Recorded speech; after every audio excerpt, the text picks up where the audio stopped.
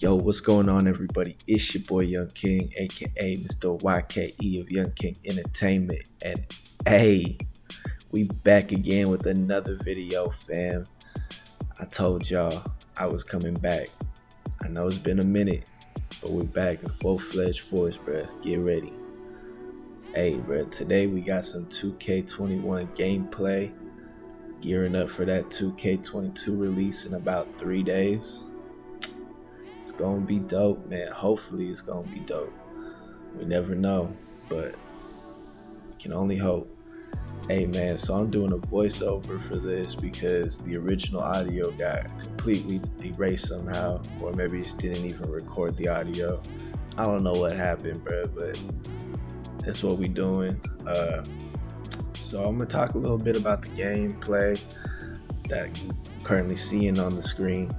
I'm also going to give y'all some 2K22 news for those who haven't heard it. You know, we don't got a lot to go off of yet, but we got enough.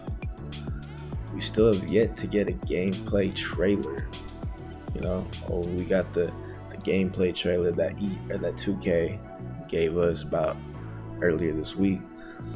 But that wasn't gameplay, bro. That was just cinematic cuts. We all know that's not how the game actually plays, man. You know, we won't know how the game plays until we actually see somebody pulling up on the court for a 3-point or dunking on somebody. We just won't know. Hopefully we get that soon. It's kind of weird to me that they haven't, released anything like that yet, considering the game does come out on the 10th. I don't know, man. 2K has been doing this weird rollout for this game, bro, and it's got a lot of people pissed. I see all the YouTube videos, I see the tweets, I read the comments. People are upset that we don't have really any information other than the basics that they give us. We added new animations, this and that. But we don't care about that. We want to see gameplay. Alright? Let us see that gameplay and let us decide for ourselves if the game is going to be worth it or not. Because, man, y'all expecting people to pre-order this game $60 to $100 depending on the version that they're getting of the game. And we still don't know what it actually looks like. That's crazy to me, bro. But I guess that's just what they doing, and can't be too mad at it, I guess. I mean, we can, but there's nothing we can really do about it. 2K gonna do what 2K want to do, That's just how they work. But anyways, man, this game 2K21 wasn't great. Let's be honest. It was pretty trash. And I know a lot of people feel the same way about the game. But there's also a handful of people who say this game wasn't bad. It was a pretty good game for what it's worth. Now, granted, this game did come out in a time in our lives where things were a lot harder to maneuver around. People weren't in the office. If there were only a few. But for the most part, everyone was working on their part of the game from home, through Zoom calls.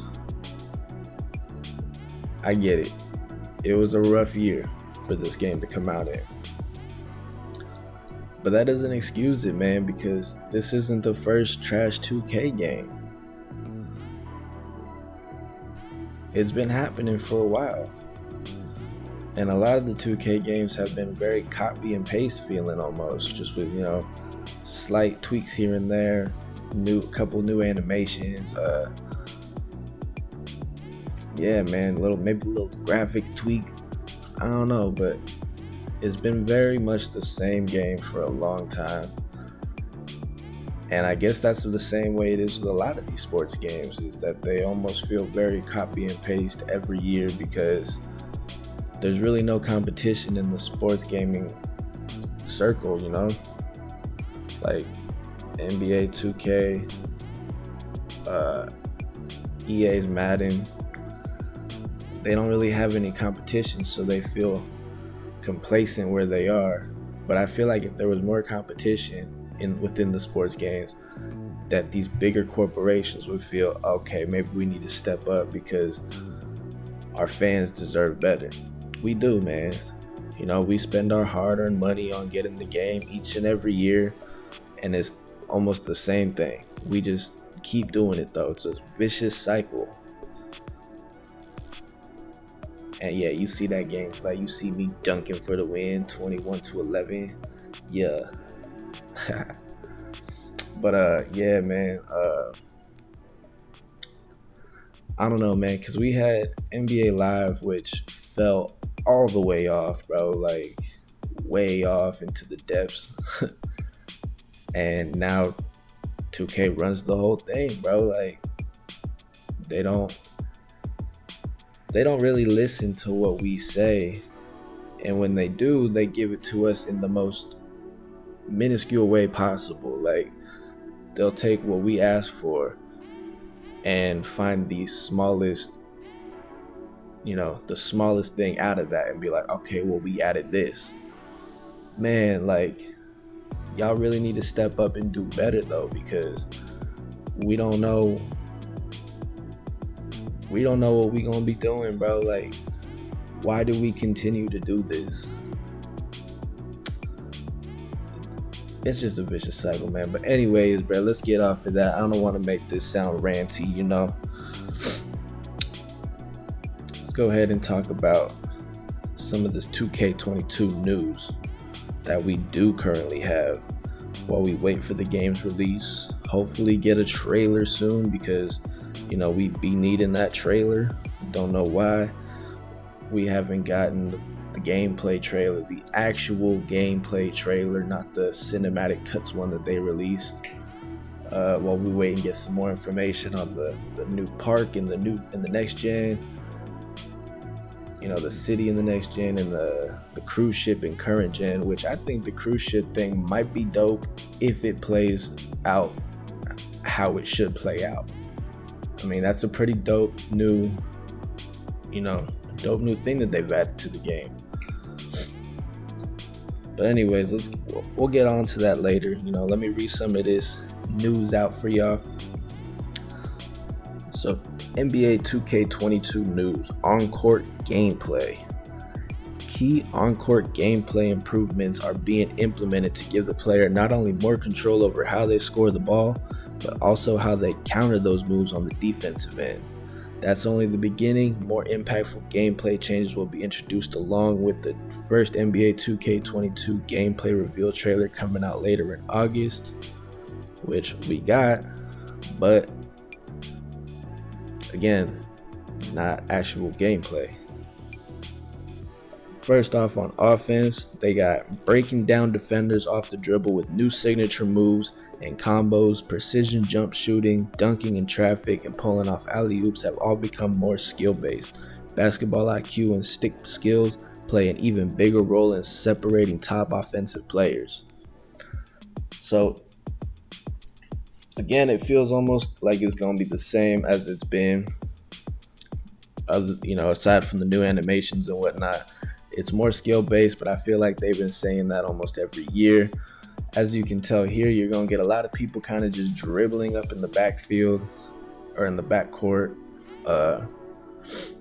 pulling up, people getting screens set for them. You know, all the shooting guards and point guards going to be just dribbling in the backcourt, pulling up with all the screens and shooting. And I feel like it's just going to be a lot more of that. But then we move on to the defense, and it says a completely revamped shot contest and blocking system highlights an arsenal of new defensive tools at your disposal. Playing suffocating defense on the perimeter and in the paint has never felt more rewarding, giving elite defenders the ability to truly change the outcome of the game. Now again, that sounds good in theory. On paper, it sounds amazing. But will it actually translate to gameplay? That we will have to see. And if it does, man, let me tell you, we need better defense, bro, because the defense was kind of been a little shaky, a little shaky.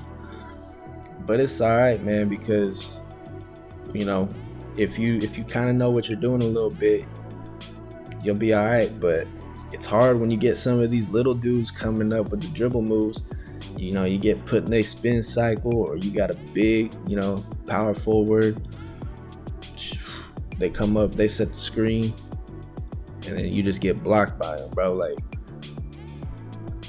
so hopefully they mean what they say when they say that, playing suffocating defense, because that's my strategy, bro. If you got the ball, I'm up in your grill.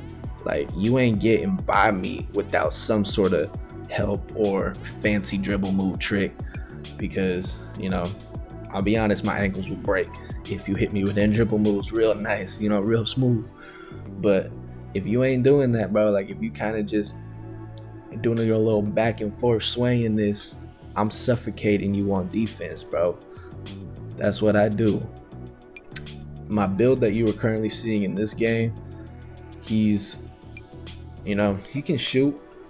Granted, you haven't seen much of me really shooting well so far in the gameplay footage. I have my days where I hit and miss, but he can shoot, but he also got great defense. Like, he can hold it down on defense. He can get them rebounds. He got them steals. He can hit a block if he need to. He's suffocating on defense. It's what I do.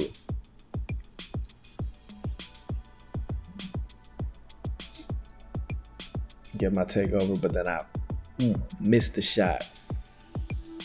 Man, see, that's what I'm saying, bro. Like, there are days when I be hitting everything, right? And then there's other days where I can't hit a shot to save my life. It's crazy, bro. 2K holding me. But yeah, man, look at that. We got another steal right there. That's what I'm saying, bro. Like, if you kind of got some good defense, you can make things happen. And you can shoot. You know what it is. All right, man. Moving on to some more 2K22 news. We got the seasons, crossed fan favorite experience. Seasons allows players to extend and enhance their hoop ambitions long after the game's launch. Free for all 2K22 gamers in my team, my career, and the W on PlayStation 5 and the Xbox Series. It brings more content, more rewards, and more ways to play. And this year's season will introduce an all-new way to level up your mod player and earn exciting mod player prizes in the city for the PS5 and Xbox Series, and in the neighborhood for the PlayStation 4, Xbox One, and Nintendo Switch and PC. More details will be revealed later on in August, which again, we're now in September. Don't think I've heard too much more about it other than that. Like, we get some extra stuff, new ways to level up. I do know that the city in the next gen version of the game is fucking huge, is what I'm hearing. I've seen a couple screenshots of the map, not anything from the actual city so far, but the map itself I've seen. And yeah, man, like, it's weird how that works, that we still have yet to see a lot. But anyways, let me get back to it. It's huge. So some of the new things they've added is new ways of transportation, to help you get around the city more quickly, because it's that huge. They don't want you running around with your slow ass players, because I hope they kind of sped that up a little bit too, where you can kind of run a little bit quicker through the neighborhood. Because even in current gen 2K21, I feel like it takes too long to get from point A to point B, and it's just not fun. But yeah, man, so Another thing that I think is interesting that they've added is the matchmaking option in the city for the next gen versions of the game. I don't know if it's going to be on the current gen versions. Haven't heard anything about it being in the current gen, but everything I've read has been the PS5 and Xbox Series. So we'll see, but matchmaking options in the city opens up a new and quicker alternatives to getting into online hoops. My players can enter select matchmaking buildings to be placed into immediate competition. Matchmaking sessions will be available for a number of gameplay types and will contribute to all my player progress. So that's dope, I hope they have it in both versions of the game, but if not, if you lucky enough to secure that PS5, which I currently am not holding because you can't come by on that easy, bro. I be trying, bro. Every time they drop, I'm on that bitch trying to get one, and it just ain't happening, man. But if you lucky enough to secure the next gen consoles, that's a dope new additive that they put into the game, and it should definitely help you get into games quicker because, bro, let me tell you, it is hard to get into a game, bro. 2K21 has always been, every game that I try to get in, bro, takes me forever to get in. You'll get people who come up to the spot and then dip out last second just to have it replaced by a squad. Like, I don't know. Did y'all hear that voice crack, bro? Sorry, I'm a little sick right now, but it is, you know what I mean, right? So yeah, you get people who come up to the spot and then it's immediately replaced by a squad, and then you gotta wait again. Like, bro, I be spinning my daily wheel and I'll get, the 2-hour double rep or something like that, and an hour of it spent trying to get into a game, bro. And then I play like one game. I maybe I'll get like 3 games out of that, bro. So out of 2 hours, I'll play maybe 3 games on the course, and that's just ridiculous to me, bro. I don't get how that works, but that's just how it is, man. Like, we've been dealing with that for a minute, but now they're adding this matchmaking option in the city. Hopefully it works well, hopefully it's not some buggy shit. We never know though, man. The game is definitely gonna have its quirks when it first comes out, bro, but hopefully they can get it smoothed out pretty quickly and we can actually have an enjoyable game, because 2K21 has not been that. It has been a shitty game as of, well, really since its launch, but I waited till a little bit later on in the year to get the game, just because I was like, I didn't want to buy it at full price again. But here I am, man. I'm giving 2K22 the chance. I already got it pre-ordered. I got the cross-gen bundle, so when and if I get the PS5, hopefully it's before the next 2K release, I'll be able to play 2K22 on the PS4 and the PS5, and hopefully get some content out for you guys on both. And if one is better than the other, then I might just stick with that one, because this is what it is. But anyways, man, the game's about to end. You can see my disconnecting about to happen.